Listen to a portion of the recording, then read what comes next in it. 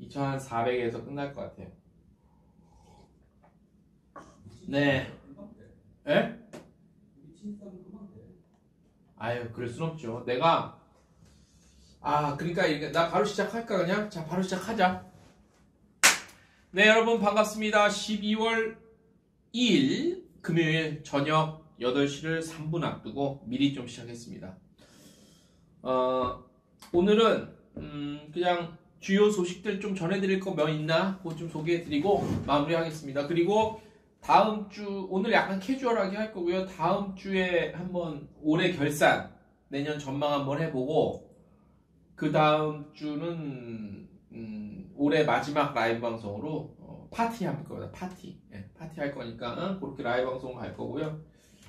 오늘 뭐 지금, 오늘도 저쪽에서 우리 제 영혼의 동반자, 라오스 김 선생님께서, 대표님께서 저쪽에 계시는데, 제가 좀 전까지 그 얘기 했는데, 지금 뭐 유튜브 조회수, 뭐 구독자 상승에 대해서 얘기했는데, 뭐 왜 이렇게 구독자가 빨리 굉장히 하루에 한 일주일에 한 명, 두 명 이렇게 더디냐, 뭐 그런 얘기 잠깐 하다가 미친 짓 하면 구독자 늘다, 뭐 그런 이해는 당연히 그러죠. 공감하는데 저는 그렇게 안 하려고요.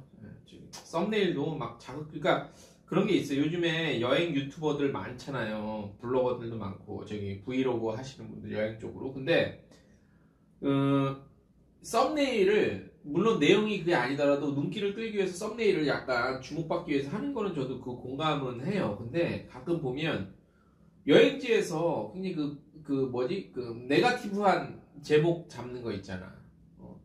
어디에서 죽을 뻔했습니다. 죽다 살아났습니다. 절대 가지 마세요. 이런 식으로 썸네일 잡는 거. 이 내용 들여다보면 막상 내용 컨텐츠 안에 그런 내용 전혀 없는데도 그냥 그런 식으로 저는 하고 싶지는 않아요. 정말로. 내가 유튜브를 해서 이게 조회수가 하나가 나오더라도 그렇게 하고 싶지는 않아요. 제가 대표적으로 즐겨보는 그 여행 관련 유튜브 채널이 있어요. 저는 그렇게 해도 충분히 조회수가 나오더라고.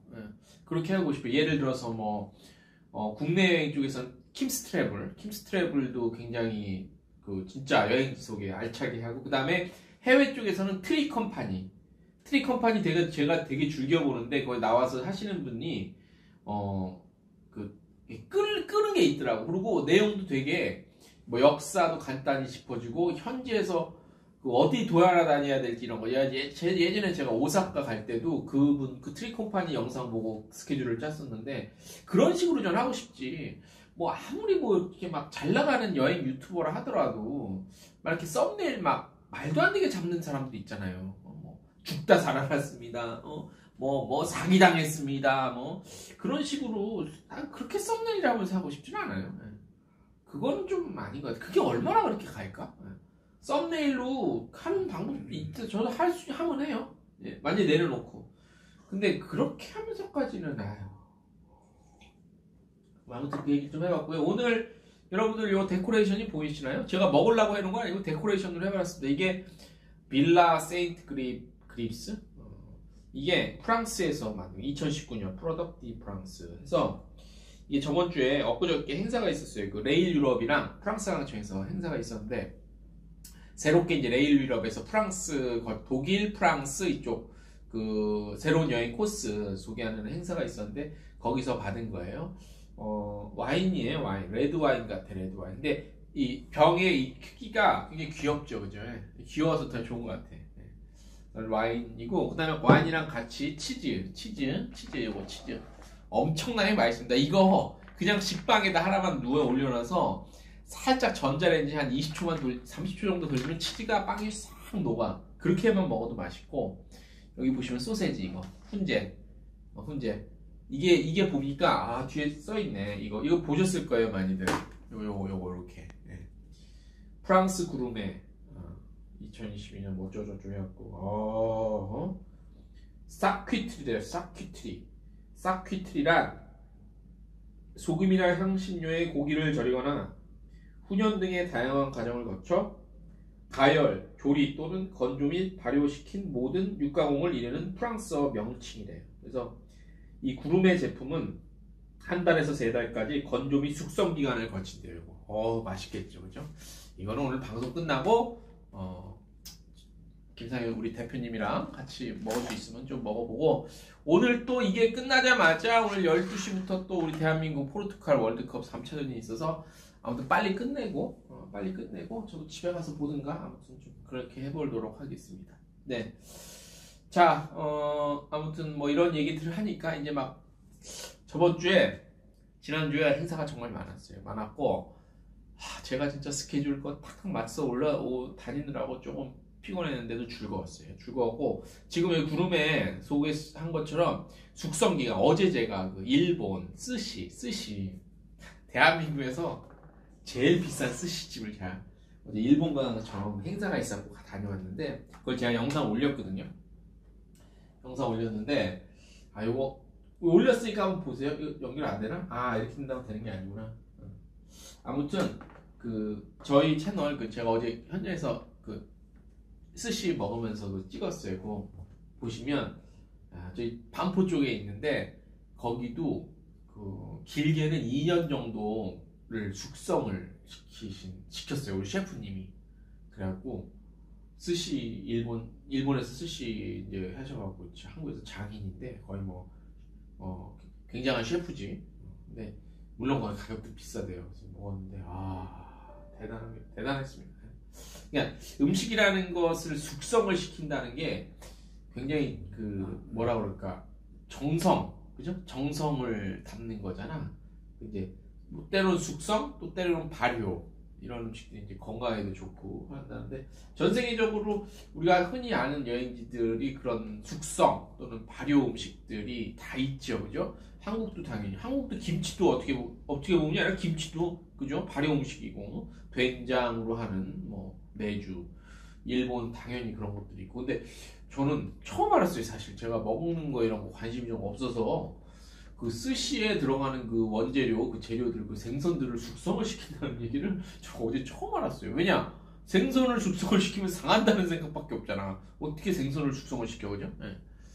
그래서 아무튼 어제 굉장히 재밌는 경험을 했습니다. 어제 그거는 JNTO에서 일본 관광청에서 각 테마별로 푸드 투어 이런 식으로 그거의 일환으로 이제 하는 우리 여행사나 여행업계 계신 분들 대상으로 한 그런 세미나 프로그램 중에 하나인데, 어제는 제가 스시 코스 프로그램을 제가 들어갔는데 정말 대단했습니다. 그 집이 좀 비싸다고 그래서 여러분한테 그 집을 막 권유해드리기는 사실 좀 부담스러워요. 너무 비싼 집이래요. 제가 좀 외람될까봐 안 물어봤는데 굉장히 비싼 집이라고 합니다. 네. 자, 아무튼 오늘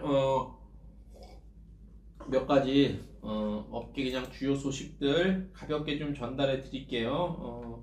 꼭 알아야 될 것들, 모르면 안 되는 것들, 좀 소개를 하고 오늘은 좀 그렇게 해서 마무리하겠습니다. 대단히 심각하게 제가 또 분석하거나 그런 건 없습니다. 네.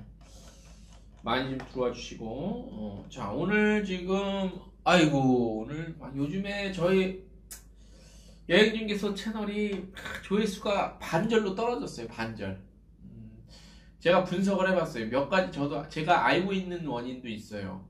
하나는 제가 매일 데일리 동영상 뉴스를 한 일주일 정도 지난 거는 제가 다 잠가버려요.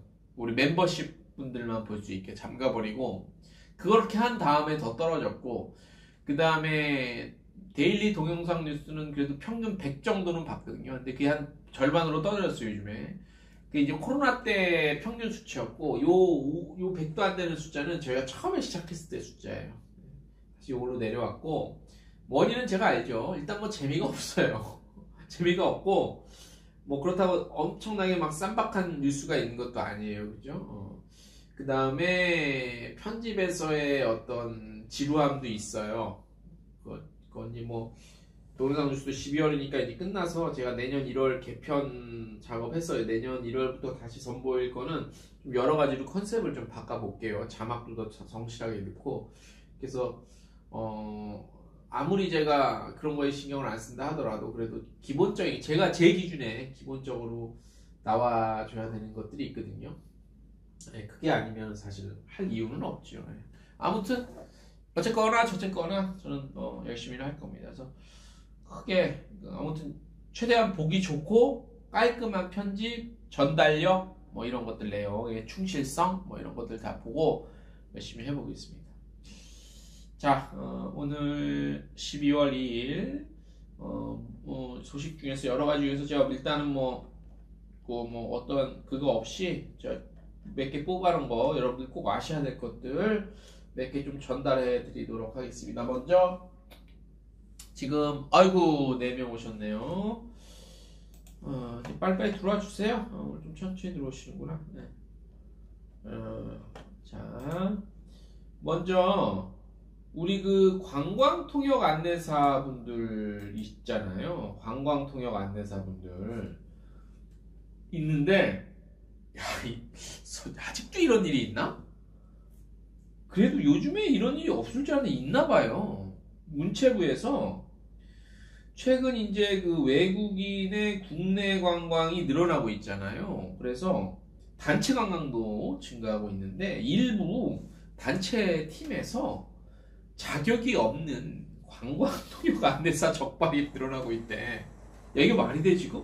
이런 시대? 무자격 관광통역, 그러니까 관광통역 안내사라고도 할 수 없지, 자격이 없으니까. 그래서 늘어나고 있대요. 무자격 야매. 야, 어떻게 지금 지나보는 시대인데 이런 게 늘어나, 대표님? 조선전. 응? 나도 그 얘기 좀, 그럴 수 있겠다. 한국 사람 밀리고, 그 대만족 밀리고. 맞아. 그래서 이거 걸리면요, 과태료와 과징금 처분인데, 이게, 일단 걸리면 1차 위반하면 150만원. 두 번째 300만원. 그래도 그 작은 건 아니지. 3차 위반 500만원. 과징금은 여행사 대상으로는, 요 과태료는 이제 통역 안내사, 그 무자격, 개인한테 과태료고, 과징금, 여행사는 커요. 자, 종합여행업은 800만원. 1000만원 때려야 된다, 그죠? 그 다음에, 국내외 여행업은 400만원. 진짜 너무. 관광경찰, 주요 관광지에 제발 나가서 그거 좀 단속 좀 하라고 하세요. 관광경찰 아직도 있긴 있어요?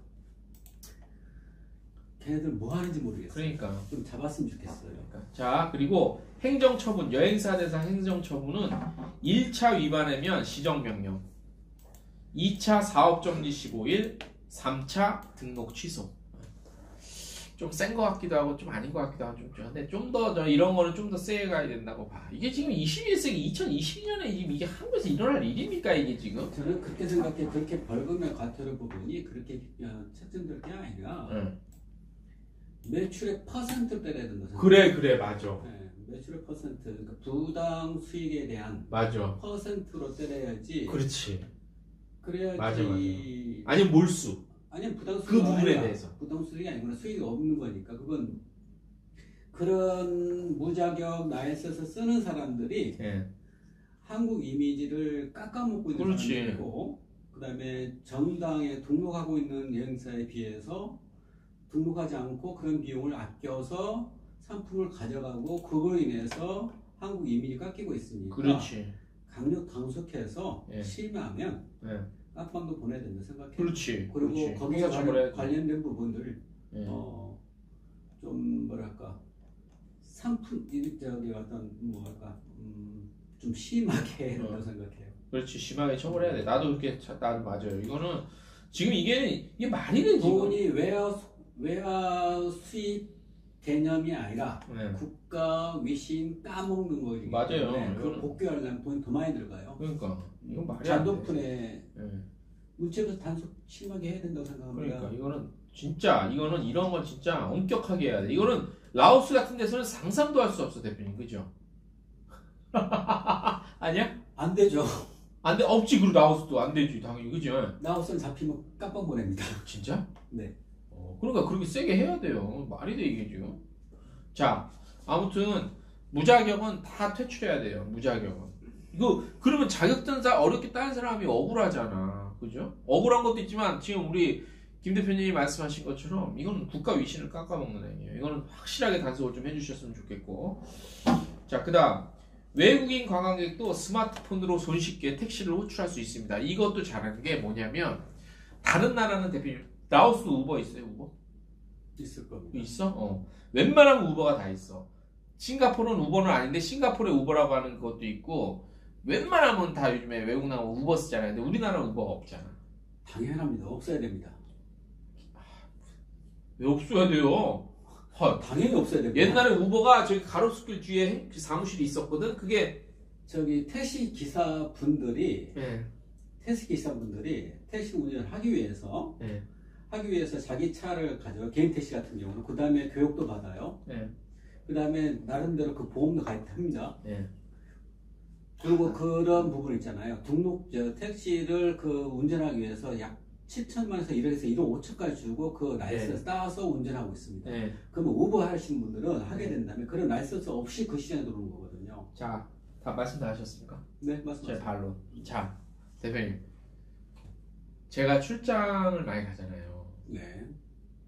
외국 가서 네. 버스를 이용하거나 그러니까 무슨 단체 버스, 네네. 코치 이런 거나 택시 이용하잖아.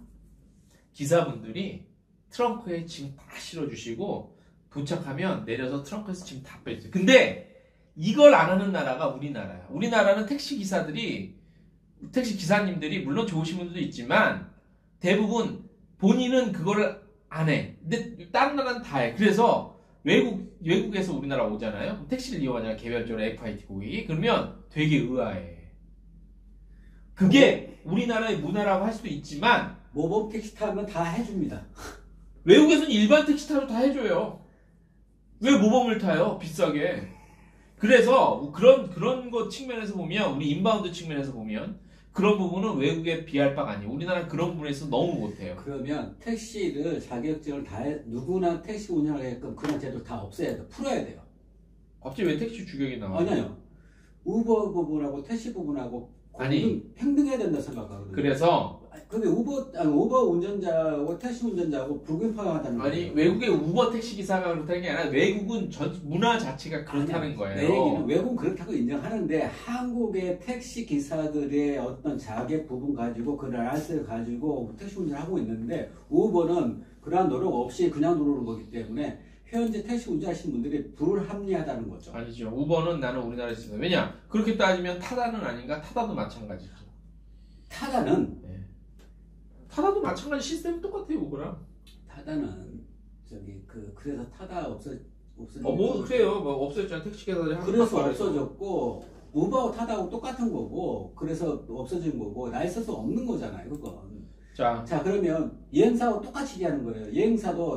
여행사 라이선스 없는 사람이 여행사하는 거 조금 전에 얘기하신 거잖아요. 그거랑 똑같다고 생각해요. 대표님 그거랑 같은. 아니요, 같은. 다른 문제지. 그게 어떻게 같은 문제야? 자, 같은 문제입니다. 근데 지금 이제 우버 얘기하려고 한 게 아니라 이제 제가 어떻게 하다 우버 얘기로 갔는데 그 얘기를 오늘 전해드리는 게 아니라 요거예요. 요거. 외국인 관광객도 스마트폰으로 손쉽게 택시를 호출할 수 있다고 합니다. 서울시와 서울관광재단이 이제 하는데. 이게 뭐냐면 이제 시범 서비스는 외국인 관광객을 대상으로 하고요. 영어, 그다음에 중국어 간체, 중국어 번체, 일본어 총 4개 언어로 진행이 되고요. IM 택시에서 최대 1만 원 할인권도 제공을 한대요. 시범 기간 동안은. 그래서 우리 인바운드 하시는 분들이나 우리 또 FIT 한국 오신 분들은 참고하세요. 그냥 카카오톡 왜 까면 돼요. 외국인들도 간단해요. 그럼 무슨 나왔으니까 또 전해주는 거지. 어떤 짓 하고 있어.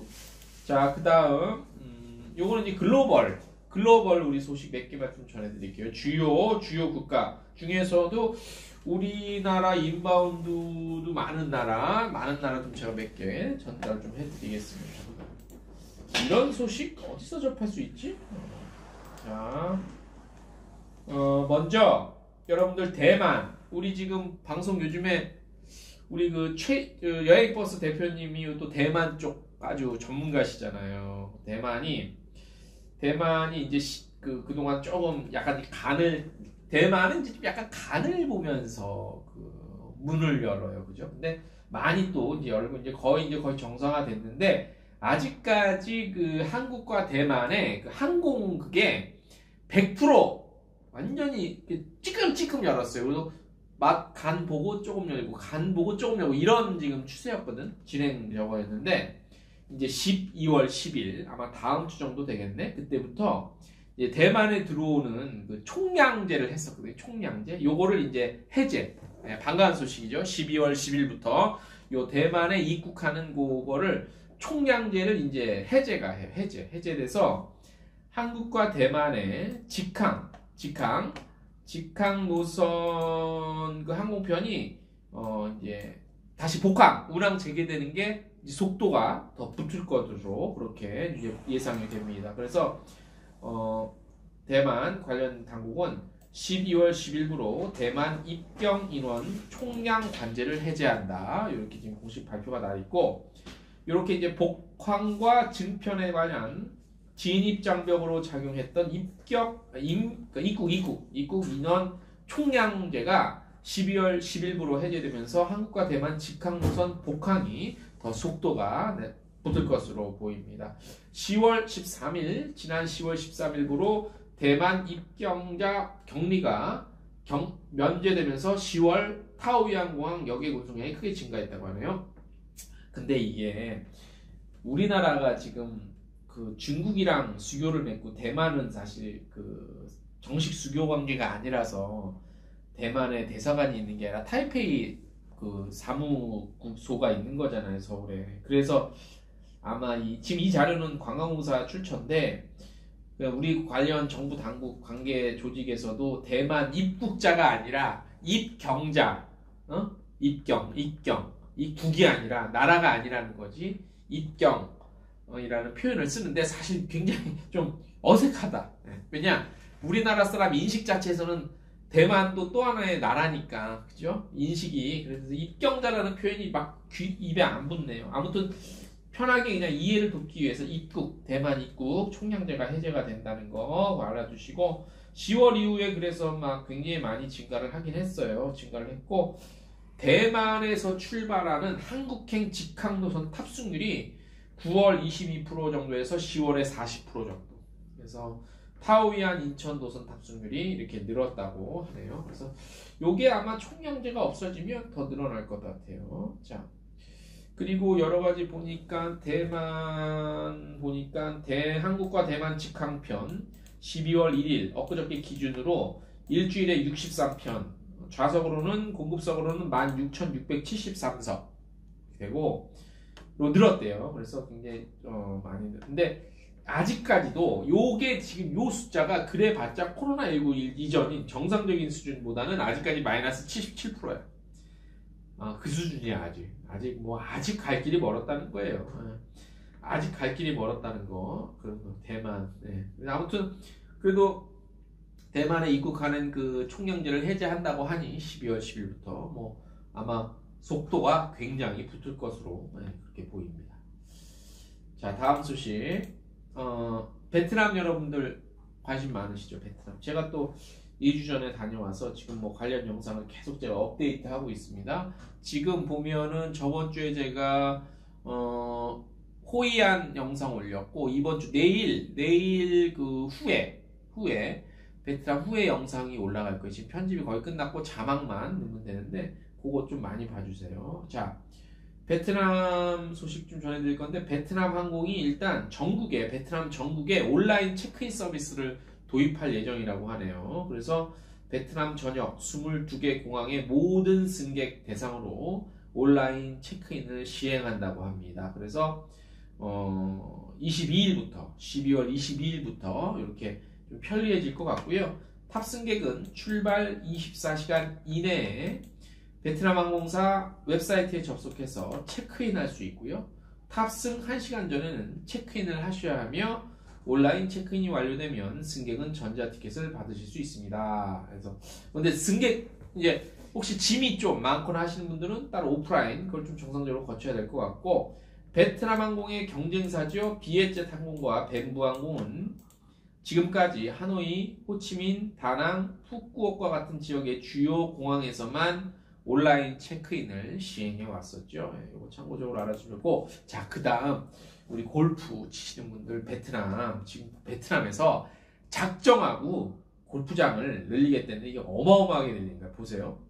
자, 베트남 2025년까지 골프장 200개 조성한답니다. 베트남은 골프 관광을 활성화하기 위해서 2025년까지 현재 골프장의 개수를 총 200개까지 늘리는 것을 목표로 하고 있대요. 현재 베트남은 100개의 골프장을 보유하고 있다. 최근 세계 최고의 골프 코스 디자인 회사인 니클라우스 디자인, 여기 니클라우스 이 사람이 유명한 사람 아닌가? 나 잘 모르겠는데.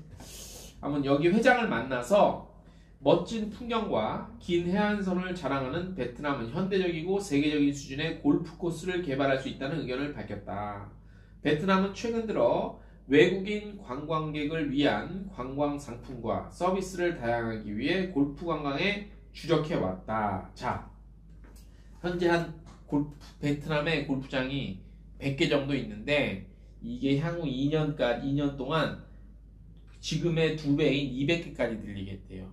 자, 그런데 이게 문제가 있어. 물론 태국 쪽에도 골프 많이 가시죠. 근데 베트남이 유난히 더워서 아무리 조건이 좋아도 그 날씨에 골프를 좀 행복하게 즐기실 수 있을까? 라는, 제가 골프는 잘 안 치니까 잘 모르겠는데 그런 또 나름대로 의문이 드네. 대표님, 라오스도 골프 손님이 좀 있어요? 한국 사람? 맞습니다. 많아요? 날씨가 더운데 괜찮아요? 치기? 딱 치기 좋은 날씨입니다. 아, 그래요? 하긴 또 추우면 못 사니까, 그지? 그런 게 있구나. 그럼 말이 되네. 아무튼 좋겠네. 그러면 우리나라 관련 여행사에서도 베트남의 골프장이 이렇게 배로 늘어나면 관련한 상품을 더 많이 또 공급하고 만들어서 공급할 수 있다. 뭐 이런 예상을 좀 해볼 수가 있고, 관련해서 비즈니스 하시는 분들은 한테는 굉장히 또 뭐라 그럴까, 나름 좀 이렇게 뭐랄까 좀 준비를 좀 더 할 수 있는 그런 시간과 그 공간이 많이 생긴다는 얘기네요. 그죠? 네. 자, 일단 우리나라와 관계가 깊은 대만 알려드렸고, 베트남 소식 알려드렸고, 그 다음에 싱가포르 소식 한번 알려드릴까요? 싱가포르가 지금 엄청 가요. 싱가포르 가는데, 자, 싱가포르 보면은 지금 현재 싱가포르의 주요 관광 동향을 한번 볼까요? 뭘 전해드릴까? 지금 보면 뭐 여러가지 현지에서 여러가지 행사도, 축제 같은 것도 이제 3년 만에 막 열리고 하네요. 열리고 하고, 그 다음에 저가항공사 제스타 아시아가 창의공항 4터미널로 뭐 이전했다, 뭐 이런 거 있는데 뭐 중요한 건 아닌 것 같다. 싱가포르 항공이 2023년 내년 동아시아 및 동남아시아 항공 증편한다고 합니다. 증편하는데 여기에 이제 우리 한국이 들어가네. 주요 증편 목적지는 서울, 부산, 방콕, 오사카, 타이베이, 호치민. 싱가포르 항공 서울과 부산 2023년에 증편이 들어가는데, 한국의 경우 인천행은 2023년 6월까지 매일 총 4편의 항공편, 부산은 2023년 6월까지 총 4회 운항 재개 예정이 돼요. 그러니까 이 관련 소식 내가 저번에 전해드린 것 같기도 하고, 얼핏 기억이 난다. 내년 상반기까지 증편한다는 소식이 그때 전해드린 것 같기도 한데, 아무튼 싱가포르 항공 2023년 6월까지 인천 노선은 총 4편, 부산은 주 4회 운항 재개 들어갈 예정이고요. 싱가포르 항공 버진 오스트레일리아와 제휴를 강화해서 뭐 어쩌고저쩌고 하겠다, 뭐 이런 또 계획을 또 갖고 있네요. 싱가포르 항공. 싱가포르를 제가 아마 내년 1월에 아마 가게 될 것 같아요. 내년 1월에 출장이 좀 잡혀서 아직 여러 가지 몇 개 좀 남긴 했는데, 아마 내년에 1월에 싱가포르 출장, 거기서 또 이동하는, 싱가포르에 머물지 않고 거기서 또 이동해요. 이동해서 다시 싱가포르에서 제가 공식 일정 끝나고 한 2박 3일 또 현장 취재, 현재까지 계획은 그래요. 그래서 다녀와서 제가 또 그때 되면 또 여러 가지 얘기를 좀 해드리고, 싱가포르는 뭐 워낙 거대한 거기 때문에. 자, 그 다음에 이제 홍콩도 궁금해져요. 홍콩이, 야, 이게, 그러니까 홍콩이 한때는 막, 그때 아마 잘 나갈 때 한 150만 명도 막 가고 그랬어, 홍콩이. 한참 많이 갈 때. 그래서, 근데 홍콩은 이제 어떤 그 동남아시아 메인 여행지의 어떤 형님격이죠, 형님격. 그죠? 형님격이고, 최근에는 아무래도 이제 말씀드린 베트남, 대만 이런 쪽이 조금 좀 뺏기고 있는 모양새긴 한데, 그래도 홍콩이 갖고 있는 나름대로의 저력이라는 게 있습니다. 저력이라는 게 있어서 한번 어떻게 돌아가나 볼게요. 10월부터 홍콩의 해외여행 시장이 본격적으로 회복되고 있다고 합니다. 그러니까 홍콩 사람들의 해외여행이라는 거지. 그래서 홍콩의 국적기죠. 캐세이 퍼시픽은 내년 말까지 코로나19 이전의 70%까지 회복을 좀 목표로 하고 운영을 하고 있다고 합니다.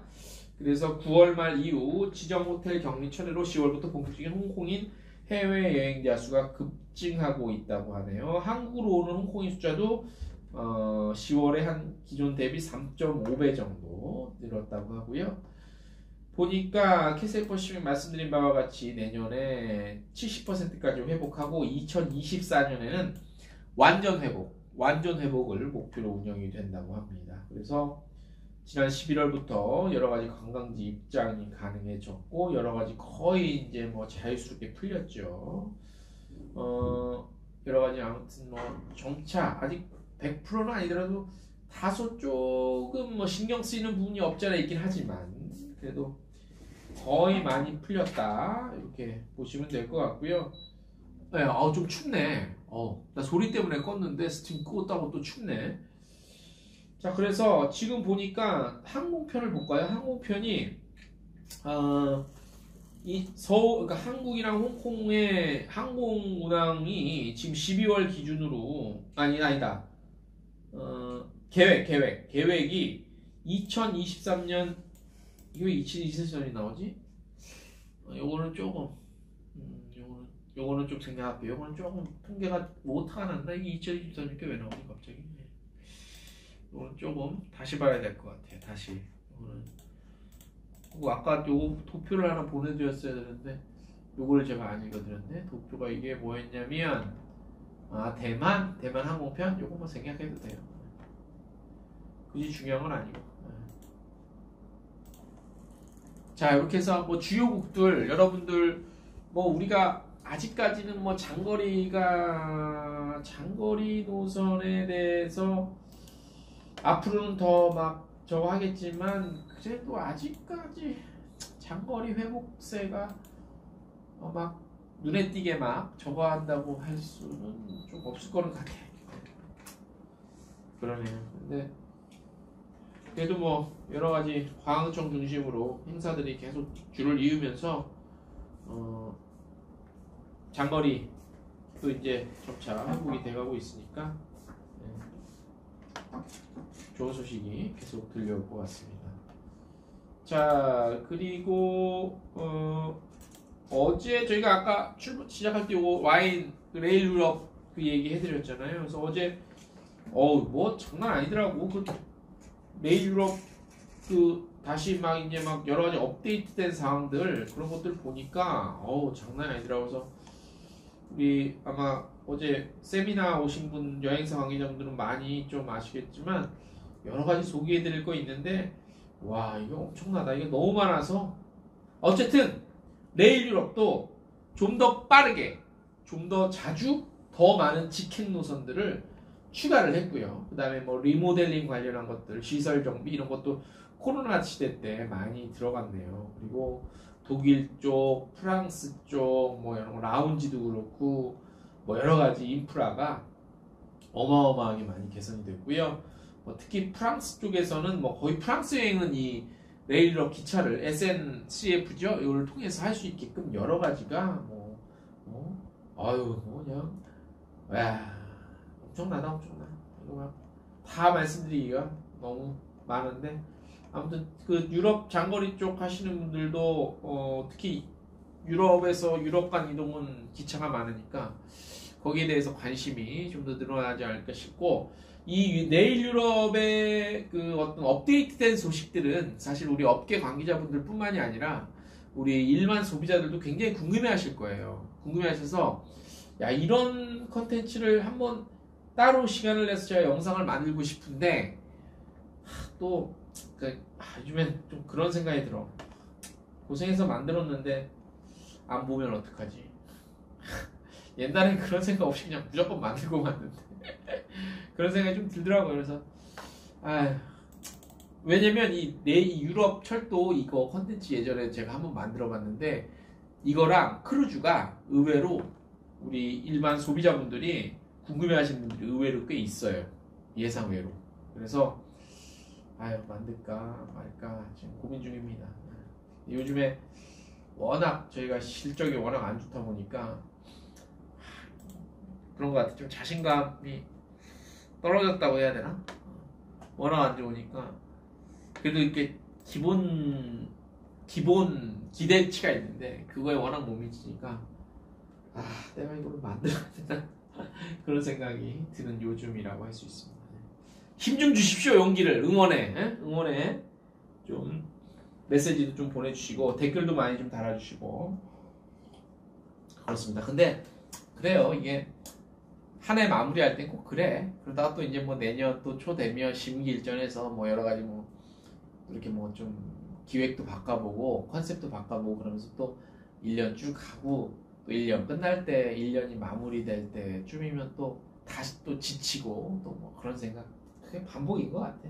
그러면서 이제 조금씩 그러면서 스텝 바이 스텝 내려왔다가 다시 스텝 2단계 내려왔다가 다시 한 단계 스텝 또 한 단계 스텝 바이 스텝 하면서 그렇게 성장하고 발전해 가는 게 아닌가 싶어요. 그래서 그런 말을 또 모르는 것도 아니고 그럼에도 불구하고 인간인지라 그런 게 좀 들고 그리고 갑자기 생각나는데 제가 그 트레북스 시즌2를 시작을 진작 했어야 되는데 뭐 이런저런 핑계로 아직까지 시즌2 시작을 못했거든요. 트레북스 시즌2도 아무튼 빨리 제가 책만 열심히 읽어놨지 책은 진짜 많이 읽어놨거든요.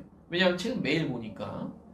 그래서 어쨌든 트레북스 시즌2도 빨리 다시 시작해서 여러분들에게 좋은 책들 여행 갈 때 봤으면 하는 좋은 책들 좀 많이 알려드리도록 하겠습니다. 자, 오늘 주요 소식 전해드릴 거는 이 정도고요. 일단 그 다음에 여러분들이 잘 모르시는 부분들에 대해서 제가 나름대로 이제 현장에서 취재하고 또 했던 것들 몇 가지 조금 인포메이션 차원에서 좀 전달해 드릴게요. 일단 여행업계 한국여행업협회에서 진행한 여행업계 디지털 역량 강화 교육이 한 4개월 정도 진행된 게 이제 마무리됐고 이제 뭐 우수 교육자도 나왔고 여러 가지 어떤 품평도 어느 정도 나왔어요. 품평에 대한 결과도. 그래서 아마 이번에 그 디지털 역량 강화 교육 3년 차인데 이번에는 특히 다른 해와 비해서 다른 것들이 이제 그 유튜브 영상 관련한 제작 그 어떤 그 프로세스랑 툴 기술적인 것들까지 그게 이제 강의가 있었어요. 프로그램에서 그게 인기가 굉장히 많았던 것 같아요. 그래서 그거나 이제 또 뉴미디어 활용법 또는 뭐 새로운 SNS 활용법 유튜브 같은 것들 그래서 그게 그 교육 프로그램이 굉장히 좀 호응이 많았던 것 같아요. 그래서 참여하신 분들도 그 프로그램에 대해서 굉장히 관심이 높아졌고 굉장히 좋았다고들 말씀하시더라고. 그리고 좀 여러 가지 좀 보완해야 될 것 중에 당장 생각나는 거는 이제 그런 교육들을 받아오셨던 분들이 지속적으로 그런 것들을 잘 이해하고 있나 그런 거에 대한 관리 차원에서 그런 것도 좀 필요할 것 같고 아무튼 그 다음에 보수교육이라고 해야 되는 게 맞나? 아무튼 그런 부분도 좀 필요하지 않나 이런 얘기도 나오고 했어요. 그래서 내년에는 근데 중요한 건 뭐냐면 이게 이제 예산이 사실 좀 늘어나야 되는데 예산이 갈수록 늘어나야 되는데 예산이 조금 우리 업계 입장에서 보면 예산이 늘어나야 됨에도 불구하고 그게 이제 좀 반대로 가는 게 좀 있나 봐요. 아무래도 모든 게 다 돈인데 뭔가 하려면 어쨌든 그죠? 사람이 하다못해 집안 밖에만 나가도 돈인데 그런 예산 부분에 있어서 왜냐면 그런 교육 부분은 되게 필요하고 그 다음에 우리 업계분들도 굉장히 원하는 것들이라 그런 예산이 줄어드는 데 대한 그 요구들 우리 그런 부분에 있어서 예산 증편에 대한 요구들을 사실 우리 여행업계에 계신 분들이 나서서 문체부 같은데 뭐 이렇게 뭐 관련한 좀 성명을 좀 발표한다거나 공식적으로 그걸 통해서 그런 그 우리의 뜻을 업계의 뜻과 의지를 알리면 충분히 또 받아들여질 수도 있거든요. 뭐 안 되는 거 없잖아. 그래서 필요한 부분인데. 그러니까 뭐 예를 들어서 뭐 융자 이런 것도 다 좋아요. 근데 그건 빚이잖아. 그런 거보다는 항상 우리나라가 발전한 이유가 뭐야? 교육 아니에요, 교육. 그래서 그런 교육에 관련된 예산, 정부 예산을 좀 더 늘려달라. 그건 아마 관계 당국에서 부처에서도 그게 결코 왜냐면 교육받겠다는데 공부하겠다는데 특히 디지털 관련인데 반대할 이유가 전혀 없을 것 같아요. 그래서 뭐 제가 뭐 이렇게 이렇게 선동하는 건 아니지만 이런 관련한 교육들에 대한 그 퀄리티나 내용, 시간 그런 게 다 늘어나려면 또 좀 더 좋은 교수진들 그런 게 있으려면 코치진들이 있으려면 어차피 더 돈이잖아. 그러니까 관련한 예산 증편을 위해서 우리 그 진짜 일선에 계신 우리 여행자 특히 중소기업 기업이 아니라 중소여행사 중심으로 좀 이렇게 좀 그런 그 요구를 강력하게 하면 어필을 하면 충분히 저는 가능하다고 보거든요. 그래서 혹시나 저희 방송을 나중에 보시는 한이 있더라도 이런 부분은 좀 자발적으로 업계 내에서 협회가 그렇다고 막 나서서 달라고 할 수는 없잖아. 그건 모양새가. 그러니까 당사자인 우리 그 여행사 관계자분들께서 이런 쪽에 예산을 늘려달라는 식의 어필을 계속하고 주문을 하고 요구를 하면 충분히 관련 예산을 또 증액을 받아서 더 좋은 퀄리티적으로 더 좋은 그런 교육을 꾸준히 안정적으로 받는 그런 시간이 될 수 있을 것 같아요. 그래서 그런 부분들은 아마 좀 더 계속해서 요구를 하십시오. 네, 요구를 하십시오. 충분히 저는 가능하다고 봅니다. 네.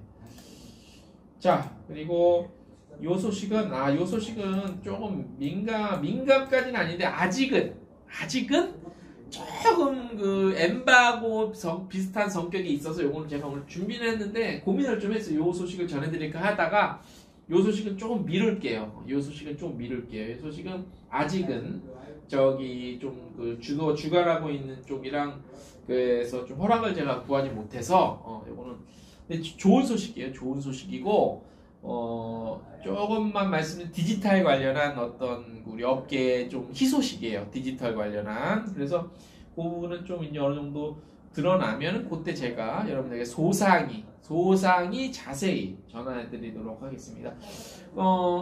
개인적으로 무슨 얘기인데 그래? 왜냐면 이 얘기를 알면 미리 좀 준비를 뭔가를 할 수 있거든. 미리.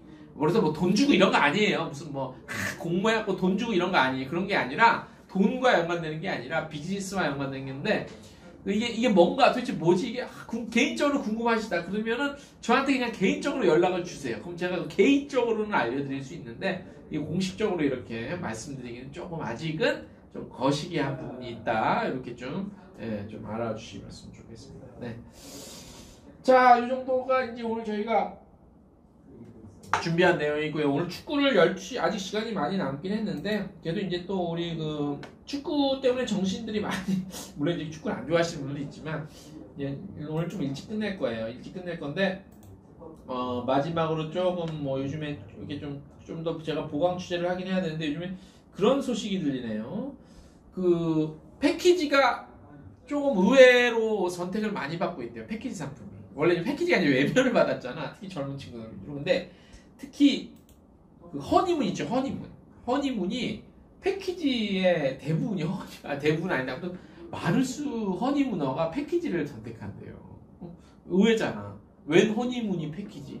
이게 특히 허니문은 장거리 쪽 많이 가시려고 하잖아요. 근데 요즘에 워낙 이 물가도 비싸고 하니까 항공권도 따로 비싸잖아요. 그러니까 이 경제적인 어떤 그런 여러 가지들을 고려했을 때 허니문어들이 패키지가 싸잖아. 어쨌든 뭐 뭐 싸다 그러니까 좀 뭐 굉장히 싸구려가 아니라 어쨌든 개별적으로 다 끊고 가는 것보단 저렴하잖아. 돈을 아낄 수 있잖아. 요즘에 막 미화 환율도 엄청 세고 하니까 그런 측면에서 봐서 허니문어들이 패키지를 그렇게 간대요. 패키지로. 네.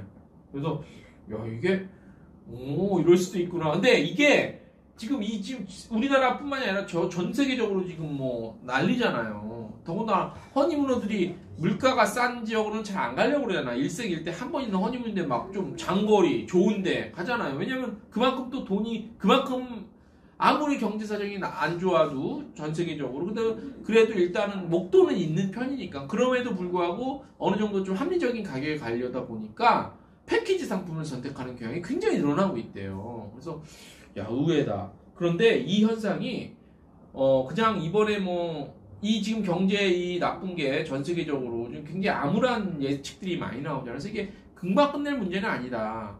장기적으로 간다고 생각했을 때 오히려 우리 여행사들의 예전에 그 어떤 그 필살기였던 그 패키지가 다시 각광을 받을 수 있는 오히려 FIT의 어떤 불편함을 훨씬 상쇄해 줄 수 있는 그러니까 저거할 수 있는 그런 식으로 그런 측면으로 평가를 받을 수 있겠다. 뭐 이런 생각이 좀 듭니다. 그래서 이거 그냥 이렇게 우습게 넘길 문제, 그냥 평범하게 넘길 문제는 아니다. 그리고 그냥 일시적인 현상으로 넘길 문제는 아니다. 말하는 그런 생각이 개인적인 생각입니다. 물론 그런 생각과 예측이 좀 듭니다. 그래서 특히 이제 단거리는 모르겠으나 단거리는 이제 뭐 일본이 그렇다 치고 아무튼 어쨌든 동남아시아는 그나마 현지 물가가 한국 물가에 비해서는 상대적으로 저렴하기 때문에 그런 측면에서의 부담감은 없지만 장거리 같은 경우는 일단 물가가 만만치 않죠. 미국은 말할 것도 없고 유럽도 뭐 보통이 아니죠. 그래서 장거리 상품의 그 어떤 패키지 상품이 선택을 받을 수 있는 여지가 그러니까 조건이 환경이 굉장히 좋아졌다. 현재 좋기 때문에 우리 관련해서 그 장거리 패키지 여행 상품을 파시는 여행사 관계자분들이나 어쨌든 분들은 조금만 더 신경을 쓰면 좀 뭐랄까 좀 좋은 찬스다, 좋은 기회다.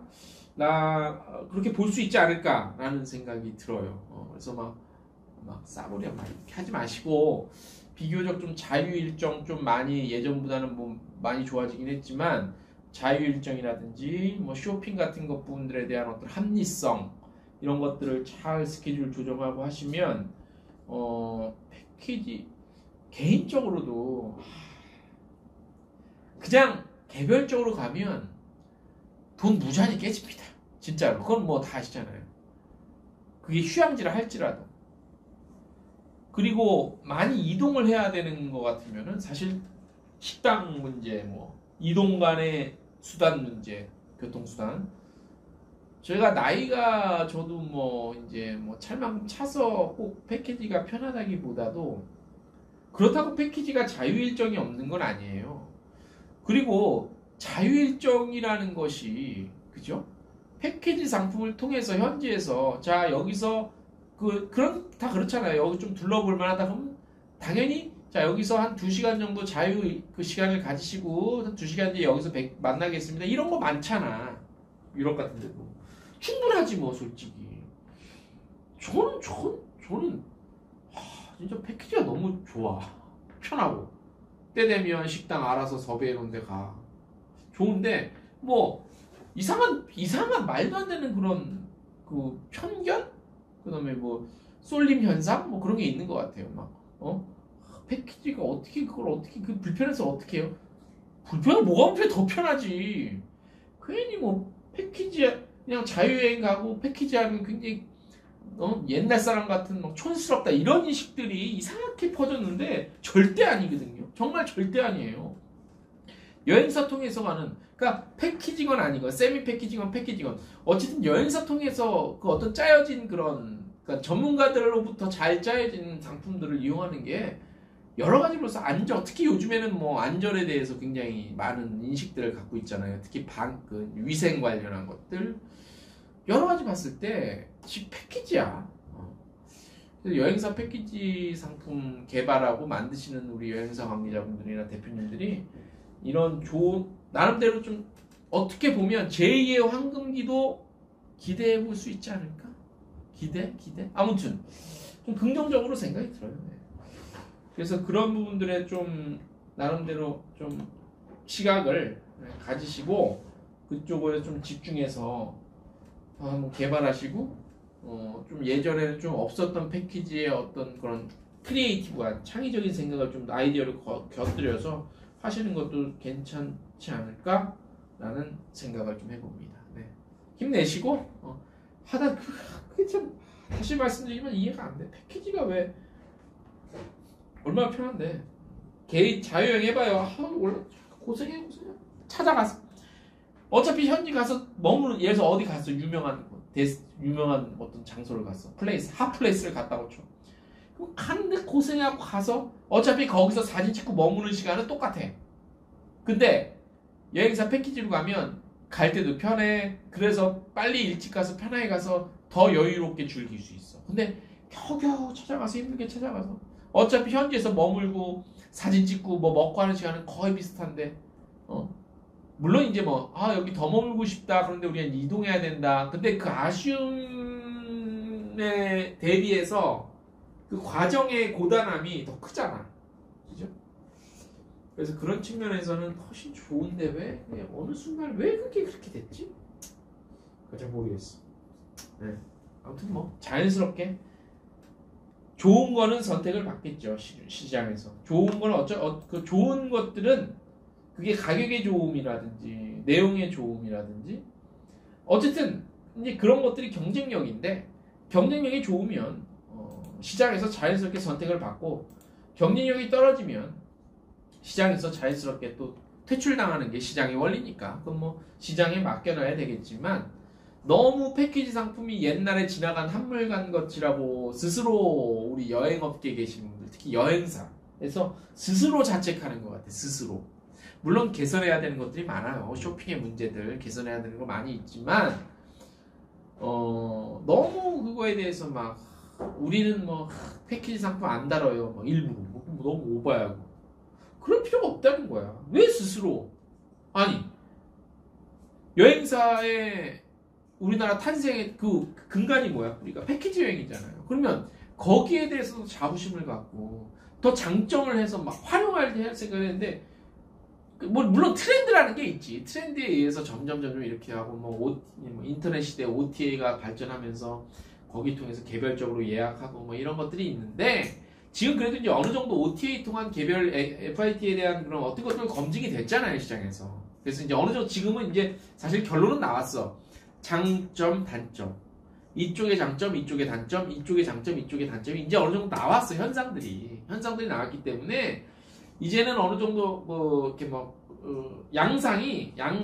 그런 양상과 트렌드가 이제 어느 정도 이렇게 구분이 되고 안정화됐어요. 그래서 우리가 패키지가 없어질 거다 이제 그런 것들을 그렇게 예측을 예전에 일부 예상을 했었어요. 근데 그게 아니잖아. 이런 코로나라는 그런 변수를 만남으로 인해서 현지 문어들이 여행사 패키지 상품을 많이 선택하는 이런 또 돌발 상황? 아무튼 이런 시츄에이션이 또 나왔잖아요. 그렇기 때문에 스스로 여행사에서 먼저 자책감을 갖고 스스로 포기하고 스스로 저거를 퇴출시키기 이거는 아닌 것 같아. 일부 장점 살려서 운용하고 깨끗하게 돈을 몇십 불을 더 받는 한이 있더라도 그죠? 몇십 불 크게는 몇백 불 더 받는 학원이 있고 그 받는 과정에서 설득을 하고 왜 이 상품이 좋은지 왜 당신한테 우리가 돈을 이만큼을 더 받는지에 대한 확실한 합리적인 설득 과정과 퀄리티, 경쟁력이 있다면 충분히 패키지 여행에 대한 그런 어떤 장점을 통해서 우리 여행업 또 여행사도 좀 더 부딪힐 수 있다. OTA 요즘 OTA 옛날에 요즘에는 뭐 일간지에서도 OTA만 이렇게 설명하대. 아무튼 스스로 좀 자부심을 갖고 할 필요도 있을 것 같아요. 대신 고쳐야 될 것들 많이 있지만, 아직도 안 고쳐진 것들이 있지만, 그런 것들 다 어차피 시장에서는 퇴출되니까 좀 그런 것들 좀 각성하시고 하시면은 충분히 경쟁력이 있다, 이렇게 봅니다. 네. 자, 오늘 또 혼자서 떠들어봤습니다. 네. 자, 오늘 좀 봐주신 분들 감사드리고요. 연말 이제 12월 마지막 달입니다. 한 해 마무리 잘 하시고요.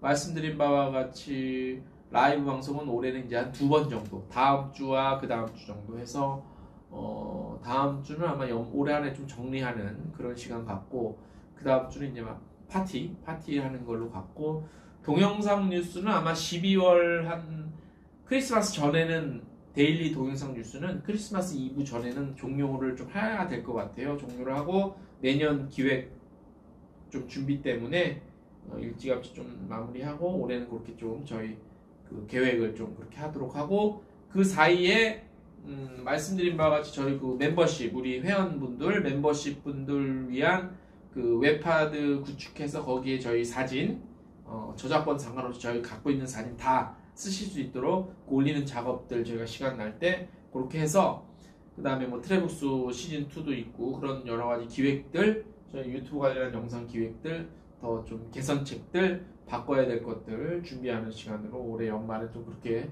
보내도록 하겠습니다. 여러분들도 그런 저희들의 스케줄 좀 참고해 주시고요. 가열차게 저희도 또 남은 올 한 해 최선을 다해서 뛰어보도록 하겠습니다. 네. 자, 오늘 저희가 준비한 라이브 방송 약 한 50 몇 분 정도 지났는데 이 정도로 해서 마무리를 하겠습니다. 마무리하고 다음 주에 또 데일리 동영상 뉴스에서 여러분들 좀 찾아오도록 하겠습니다. 자, 우리 대한민국 이제 몇 시간 뒤면 포르투갈이랑 3차전 하는데 뭐 그래요. 아유, 16강 안 가도 돼. 안 가도 되고 그 1, 2차전 잘했어. 우리가 준비한 걸로. 저 질문은 어때요? 대신 우리의 색깔 보여주면서 난 좀 과감하게 좀 붙었으면 좋겠어. 그리고 우리 선수들, 뭐 이건 다른 축구 컨텐츠 많이 있지만 난 진짜 그것 좀 안 했으면 좋겠어. 우리 축구 선수들 국가대표 뽑혔으면 충분히 자랑스러운 거예요. 물론 게임 내용이 안 좋거나 결과가 안 좋으면 좀 게임 내용과 결과가 뜻대로 안 돼서 참 송구합니다. 뭐 이 정도면 됐지 뭐. 자책감 갖고 나 때문에 진 거 아닌가 울고 인터뷰하면서 눈물 이런 모습 보이지 마세요. 정말 난 그건 아닌 것 같아. 아니 그 정도 했으면 잘한 거지 뭐. 그죠? 잘했고 열심히 싸운 거지. 그 정도면 어떡해. 아니 우리나라가 무슨 영국이야? 우리나라가 뭐 무슨 뭐 양궁이나 쇼트트랙 그거 잘하잖아. 축구도 마찬가지야. 저쪽 잘하잖아. 어떻게? 우리도 최선을 다해서 하는 거. 근데 뭐 나 때문에 진 거 아닌가? 나 때문에 실점을 한 거 아닌가?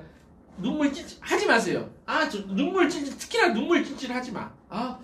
국뽕은 내가 국뽕까지는 이해하겠는데 눈물 찔찔 하지 마.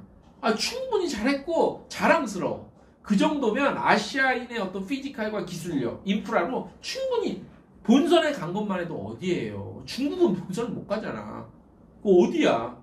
그러니까 오늘 포르투갈 져도 되니까 그냥 한바탕 나는 진짜 막 그 월드컵이라는 큰 무대에서 누가 선발로 나오고 교체로 나오고 누가 벤치하냐 이게 중요한 게 아니라 갔으면 진짜 그 큰 무대에서 막 그라운드에서 뛰는 분들은 필드에서 뛰는 우리 선수들은 그냥 막 부딪히고 땀 뻘뻘 흘리면서 숨이 여기까지 막힐 정도 뛰고 그 후회 없는 거지 뭐. 그죠? 나 그래서 대신 우리는 또 응원하잖아. 그죠?